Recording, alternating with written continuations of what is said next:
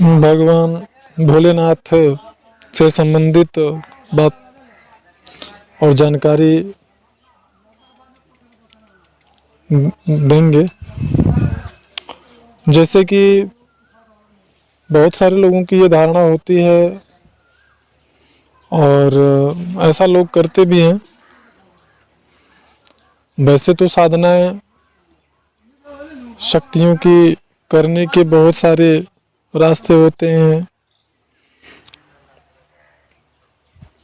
और उनमें अलग अलग तरीक़ों से अलग अलग शक्तियों की साधना और उपासना की जाती है। जैसे कि भगवान भोलेनाथ के ही स्वरूप यानी रुद्र अवतार जो महाकाल हैं, उनकी उपासना उनकी साधना अलग तरीके से होती है और भगवान भोलेनाथ की साधना और उपासना अलग तरीके से होती है। तो अब ये तो समझने की बात होती है कि आप साधना को किस प्रकार से करना चाहते हैं। यहाँ पे हमारा संकेत यह है कि जैसे कि भोलेनाथ को लोग भांग चढ़ाते हैं, गांजा चढ़ाते हैं या अन्य मादक पदार्थ आदि चढ़ाते हैं, जिससे कि कुछ लोग कहते हैं चिलम वगैरह का प्रयोग भोलेनाथ करते हैं और इसी प्रकार से वो ये सारी चीज़ों को उन्हें चढ़ाते हैं। तो क्या यह उचित है या नहीं, तो यहाँ पे सबसे पहले समझना यह है हम भोलेनाथ के किस स्वरूप का साधना कर रहे हैं। अब जैसे माता काली की ही साधना की बात की जाए, माता काली की भी साधना दो प्रकार से, एक सात्विक प्रकार से होती है, एक तामसिक प्रकार से होती है। तो जो तामसिक प्रकार से होती है, अब उस साधना में और जो सात्विक प्रकार से होती है उस साधना में तो बहुत फर्क होता है।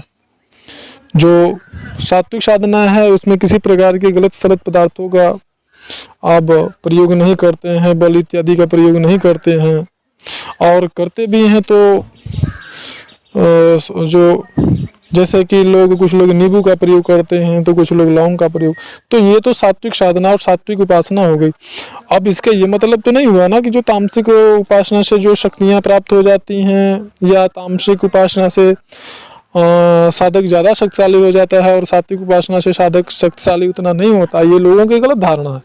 दोनों ही साधनाओं के प्रकारों से आपको समान शक्तियाँ प्राप्त होती हैं, समान सिद्धियाँ प्राप्त होती हैं। हाँ, लेकिन ये आपको चुनाव करना रहता है कि आपको किस विधि से, किस मार्ग से उनकी उपासना करनी है।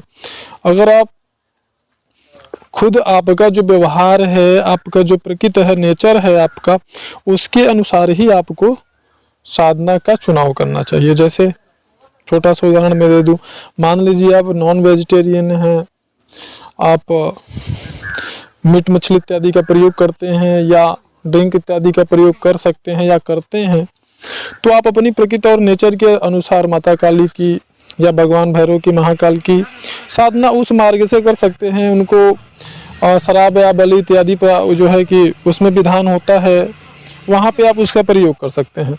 लेकिन अब जहाँ पर कि भगवान भोलेनाथ की आप सात्विक उपासना यदि करते हैं, तो उस स्थिति में उनको ये सब चढ़ाना उचित नहीं होता है। यह मेरा व्यक्तिगत विचार है। अगर किसी को ये विचार अच्छे नहीं लगते हैं तो उनसे मैं क्षमा चाहूँगा, लेकिन यह हमारे व्यक्तिगत विचार हैं। और अगर हमें भांग आदि का, शराब बलि इत्यादि का प्रयोग करना ही है, तो फिर उनके तामसिक स्वरूप का हमको साधना करना चाहिए। जैसे 11 रुद्र माने गए हैं, उनमें महाकाल की आप उपासना कर सकते हैं, भगवान भैरव की उपासना आप कर सकते हैं। तो उसके लिए यह बिल्कुल भी उचित नहीं है कि आप अगर भगवान भोलेनाथ या भगवान शंकर की आप सात्विक उपासना कर रहे हैं तो उनको भांग चढ़ा दीजिए तो अति प्रसन्न हो जाएंगे, धतूरा चढ़ा दीजिए, ये सब चीज़ों को चढ़ा दीजिए, गांजा चढ़ा दीजिए तो बड़े प्रसन्न हो जाएंगे। यह केवल और केवल एक भ्रांतियां हैं। जिस प्रकार से हमने अपनी प्रीवियस वीडियो में बताया हुआ था कि भगवान बजरंगबली की उपासना लोगों ने भ्रांति फैला रखी है समाज में भी कि भगवान बजरंगबली की उपासना औरतें नहीं कर सकती हैं, माताएं, स्त्रियां, मतलब माताएं बहनें नहीं कर सकती। तो ये कहाँ तक सही है?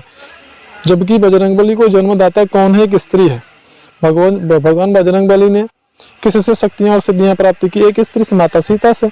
उन्होंने उपासना किया, पूजा किसको? एक स्त्री की पूजा। तो फिर जो शक्ति स्वरूपा है, माताएं बहनें क्या है? वो शक्ति स्वरूपा ही तो है।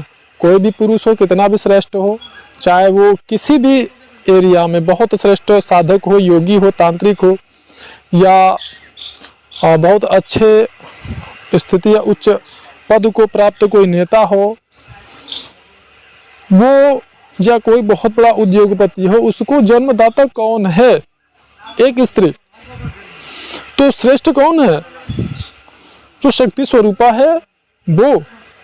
और जो शक्ति स्वरूपा है उसे ही आप मना कर रहे हो कि वो बजरंग बली की उपासना नहीं कर सकती, तो आप खुद ही उसका आकलन कर सकते हैं। तो ठीक इसी प्रकार से भगवान भोलेनाथ की जो सात्विक उपासना है वो परम सात्विक है, उसमें इन सब चीज़ों का प्रयोग नहीं करना चाहिए, लेकिन लोग करते हैं। अब जो करते हैं तो वो गलत है या नहीं, इसका मैं निर्णय नहीं करता हूँ, मैं उस पर कोई अपना विचार भी नहीं दे रहा हूँ, ना रख रहा हूँ। हाँ, लेकिन मैं ये मानता हूँ कि अगर सात्विक उपासना करते हैं भगवान शंकर का, भगवान भोलेनाथ का, यदि आप सात्विक उपासना करते हैं तो वहाँ पे यह सिर्फ चीज़ों को चढ़ाना अनिवार्य बिल्कुल भी नहीं है। आगे आप स्वतंत्र है, व्यक्तिगत विचार के अनुसार आप कुछ भी कर सकते हैं, लेकिन यहाँ पे मेरा मानना खुद का अपना विचार है, वो यही है कि इस प्रकार से भगवान शंकर की उपासना आप कर सकते हैं, जो कि सात्विक उपासना है। और सात्विक और तामसिक दोनों ही प्रकार की उपासनाओं से, दोनों ही प्रकार से किसी भी शक्ति की उपासना करने से समान सिद्धियां और समान शक्तियां प्राप्त होती हैं, इसमें कोई संदेह नहीं है। इसलिए भ्रमित न हो। सनातन धर्म की जय हो।